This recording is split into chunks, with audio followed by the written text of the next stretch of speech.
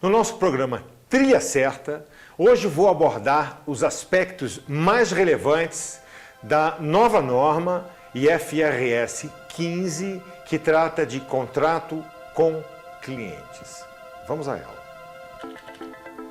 Então está aqui IFRS 15, no Brasil é a NBC-TG 47 ou CPC 47.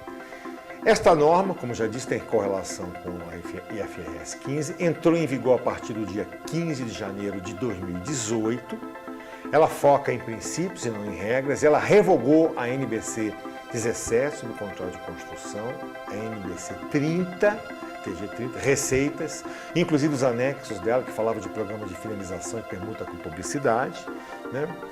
Contrato de construção do setor imobiliário, né? Melhorou em muito a consistência e a uniformidade das informações. Tínhamos diversas normas que tratavam de receitas, né, com clientes.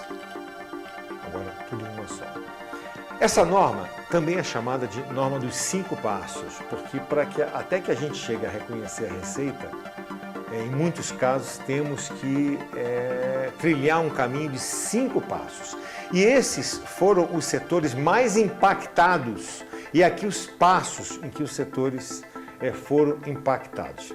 Você vai entender cada um desses passos, pelo menos os princípios fundamentais já já. Está aqui o modelo de 5 passos. O primeiro é identificar se tem contrato. E essa norma, ela, pelo menos a norma internacional, cita que o contrato pode inclusive ser verbal.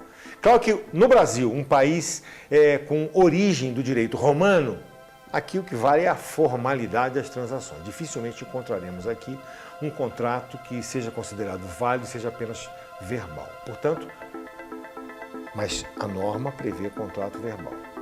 Uma vez que temos contrato, né, vamos identificar as obrigações de desempenho, que são as obrigações que o prestador de serviço, que o fornecedor do item tem que prestar, para que possa considerar que tem uma receita a reconhecer. Identificar o preço da transação. Muitas vezes isso não é tão fácil, hein? Você vai ver já nos exemplos que eu vou te dar. Alocar o preço da transação às obrigações e aí, por último, reconhecer a receita, né? Eu costumo dizer o seguinte, em muitas situações, quem vende produto não mesclado com o serviço, muitas vezes identificando o contrato, identificando as obrigações relativas a esse contrato, ele pode pular direto para a etapa 5, reconhecimento de receita. As etapas 3 e 4, muitas vezes, elas só têm que ser seguidas por prestadores de serviços que vendem produtos. Você vai entender isso. Primeiro passo, identificar o contrato. O contrato existe e para existir tem que haver um compromisso e uma provação entre as partes. Identificar os direitos, porque se tem contrato, ambas as partes têm direitos, né? Os termos de pagamento desse contrato. Se é um contrato que tem substância comercial e se é provável o recebimento. Por que eu digo substância comercial? A norma exemplifica uma situação em que não se caracteriza o contrato, que é, por exemplo, um fornecedor. Um contrato não se caracteriza que há necessidade de reconhecimento de receita. Vamos imaginar que um distribuidor de leite, né, de uma região, atenda um pedido de um concorrente dele, um distribuidor de outra região, porque ele não vai ter o leite naquele dia, naquela especificação. Então, esse aqui entrega, depois o outro repõe o estoque. Isso acontece muitas vezes no segmento de petróleo, né, de commodities. Isso, a norma diz que não é necessário o reconhecimento de receita. Portanto, isso não se caracteriza como uma transação que tenha substância comercial, né? Voltando para cá, então. A norma também diz o seguinte, se a rescisão pode ocorrer sem que ocorra compensação, não tem compensação, né? Então, não existe contrato, não há contrato. Muito bem. Passo 2, identificação de obrigação. Pode ser, em muitos casos, isso ocorre, a obrigação é apenas entregar uma mercadoria, prestar um serviço. Mas, por exemplo, num pacote de telefonia celular, nós temos que entregar o telefone e prestar o serviço. E, por exemplo, numa empresa de software, a gente entrega hardware, faz consultoria, entrega, enfim, documentos escritos. Eu trabalho com produção de conteúdo EAD, né? Então a gente tem que entregar videoaula, tem que entregar material escrito, tem que entregar questões comentadas, tem que dar suporte a aluno. Então veja, 4 obrigações eu identifiquei, muitas vezes para receber um determinado valor em um contrato, né? Tarefas administrativas não fazem parte dessas obrigações, hein? É obrigação relacionada com a prestação do serviço ou produto entregue. Passo 3, identificação do preço da transação. Olha só como o troço é complexo. Quando a gente vai comprar um pacote de um celular e recebemos o celular e o serviço, a gente assume, claro que muitas vezes não se paga o ano do serviço, mas você assina um contrato que não pode romper por um ano, senão você vai ser multado. A operadora deveria segregar com atendimento à norma a parcela relativa ao serviço separada da parcela do telefone. Vou te dar um exemplo. Imagina o seguinte, um smartphone vendido em separado custa R$3.000. O serviço 12 meses, R$2.000, né? Que é o que ele vai pagar por mês. Agora, no pacote vai pagar R$4.000 e não 5 se pagasse isolado. Portanto, é 1.500. É por quanto o smartphone vai ser faturado, o serviço de telefonia 2.500 ao longo de 12 meses. Olha como é que a norma determina que você faça essa segregação e a consideração da receita contábil. Qual é o valor observável para os itens? Eu vou lá, ó, na loja da própria Vivo, por exemplo, e vejo quanto é que é o smartphone isolado, 3.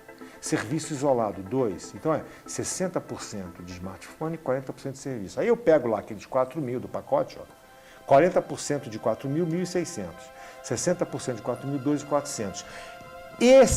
Essa aqui, meu querido, é que é a receita que eu vou reconhecer pelo smartphone. Receita contábil, 2.400. Olha o preço aqui da transação. E não é o que está na nota fiscal, ó. Não é. Do ponto de vista contábil, é esse aqui que eu tenho que considerar. É assim que a gente reconhece receita na contabilidade a partir de agora.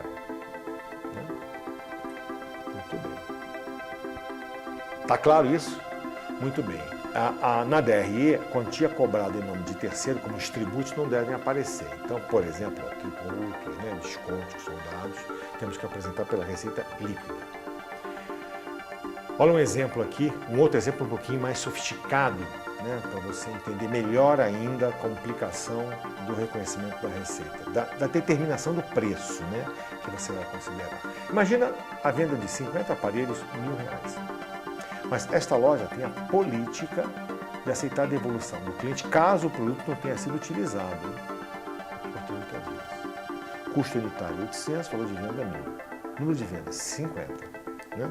Olha o que eu estou dizendo a você, que o percentual de devolução histórica é 10%. Né?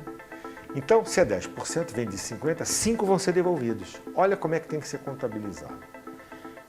Caixa, recebi, vendi à vista, R$50.000. Recebi 50 mil. Qual é o CMV que eu vou considerar? Só 45, porque eu sei que 5 vão voltar. Então, 45 vezes 800, 36. Direito à recuperação de produto. Eu já considero o meu direito. Eu já sei que vai voltar, então eu considero, ó, isso aqui é um direito. É como se fosse, ó, um estoque, né? 5 vezes 800, R$4.000. Eu não boto 40 de CMV. Eu boto 36, dando baixa no estoque, e deixo um direito lá, ó, de 4.000 no ativo e não na DRE. Receita, eu não considero 50, considero 45. E tem um passivo de restituição. É conta credora, ó, é conta credora. Mas não é receita, é passivo. Eu sei que eu vou ter que devolver 5. Isso é o chamado passivo de restituição nessa norma. Perfeito? Estoque de mercadorias aqui, ó, dei crédito de 50. Perfeito? Olha como bateu os débitos e os créditos. Muito bem. Passo 4. A alocação do preço à obrigação. Né? Então, nós temos que saber alocar o preço a cada obrigação do jeito que eu já te expliquei, por exemplo, no exemplo do telefone. E se não for tão claro como daquele jeito, a norma permite que você olhe para o mercado. Se não existe a referência das lojas da Vivo, por exemplo, olhe para o mercado, faz um ajuste para a companhia. É custo mais margem praticada, porque eu posso ter várias obrigações, né, vários preços, até vários produtos. Ou, se eu posso observar de um grupo, mas não observo do outro, Então, por que observar de um pacote de itens? Muito bem. O que eu não observar, por resíduo, né, por diferença, eu posso determinar o valor de uma obrigação e alocar ela ao preço. Né? Então, a abordagem que ele chama aqui de residual. Quando não for observável o preço. Quando for observável, é claro, é direto. Né? Muito bem. Quinto passo é reconhecer a receita. Né? Vamos reconhecer a receita. Muito bem. Então, aqui, a norma... Você pode reconhecer a receita ao longo do contrato ou você pode reconhecer a receita em um determinado momento. A palavra-chave para esse reconhecimento, meu querido, a palavra-chave é controle. Tem que transferir o controle. E o serviço aqui é visto como se fosse digamos assim, um ativo momentâneo. Você transferiu, você prestou um serviço de pintura, prestou um serviço de limpeza, pronto, você transferiu o serviço. Pronto. Você é sob o controle do cliente. O apartamento, por exemplo, em construção, que no Brasil as construtoras iam reconhecendo a receita ao longo da construção, em função do percentual construído, agora não pode mais. Porque o fato de eu construir um pedaço do apartamento não transfere ao comprador o controle. Então, eu só posso reconhecer a receita de um apartamento quando eu der as chaves, transferir o controle. Perfeito? Então vamos lá? Olha para cá. Então está aqui, ó. O cliente recebe ou consome simultaneamente, como por exemplo um serviço, né? Ou aquele desempenho melhora ou cria um ativo melhor, como por exemplo uma reforma. Né? E o último exemplo é do apartamento que eu coloquei aqui para você. O cliente recebe ou consome simultaneamente serviço de limpeza? Sim, então posso faturar parcialmente ao longo do contrato. Uma reforma melhora o ativo? Agora, uma construção não tem jeito, é só no final. Um software inteiro que não pode ser modularizado, se puder ser modularizado, eu posso ao longo do contrato. Se não puder, não tem jeito, é no final. Então, reconhecimento de receita pode ser, meu querido, pode ser ao longo do contrato, se transferir o controle. Ou, se não transferir o controle, não tem jeito, só depois do serviço ou do produto concluído. Espero que você tenha, pelo menos, tido uma noção, né, desta norma tão relevante e que eu tenha contribuído para você sair, né, da desinformação absoluta sobre essa norma tão importante que o Brasil adotou desde janeiro de 2008. Até o próximo encontro.